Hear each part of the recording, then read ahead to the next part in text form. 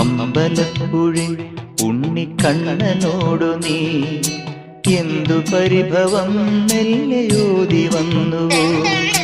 കൽവിളക്കുകൾ പാതി മിന്നി നിൽക്കവേ എന്തു നൽകുവാൻ എന്നെ കാത്തു നിന്നു നീ?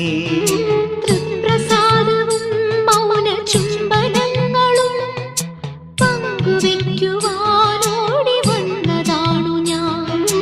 രാഗചന്ദനം നിന്റെ നെറ്റിയിൽ തൊടാൻ ഗോപകന്യയായോടി വന്നതാണു ഞാൻ.